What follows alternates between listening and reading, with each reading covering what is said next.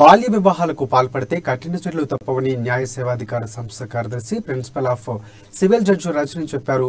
బాలికలకు 18 ఏళ్లు, బాలురకు 21 ఏళ్లు నిండకుండా పెళ్లిళ్లు చేస్తే అందుకు బాధ్యులైన వారిపై చట్టపరమైన చర్యలు ఉంటాయని హెచ్చరించారు.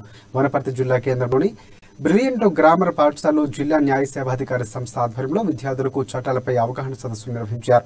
ప్రతి న్యాయస్థానంలో జిల్లా న్యాయ సేవల విభాగం ఉంటుందని రజని చెప్పారు.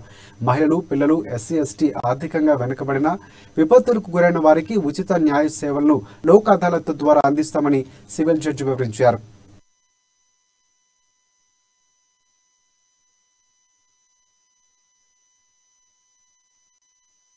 ఎందుకంటే మైనర్ అమ్మాయి ఇచ్చిన కన్సెంట్ కాదు. ఆమె ఓకే నేను వస్తాను నీతోటి అని చెప్పినా కూడా ఆ కన్సెంట్ ని తీసుకోవడానికి లేదు, చెల్లదు. ఆ అబ్బాయి మైనర్ అయినప్పటికీ కూడా ఆ అబ్బాయిని జైలుకి పంపిస్తారు. జైలు అంటే చిల్డ్రన్ హోమ్, అక్కడికి పంపిస్తారు. అక్కడ ఉండాల్సి వస్తుంది. అక్కడే ఒక 2-3 years ఉండాలి. కోర్టుకి అటెండ్ అవ్వాల్సి వస్తుంది. అదంతా జరుగుతుంది. కాబట్టి అలాంటి వాటన్నిటికీ దూరంగా ఉండాలి. అవన్నీ ఇన్ఫాక్చుయేషన్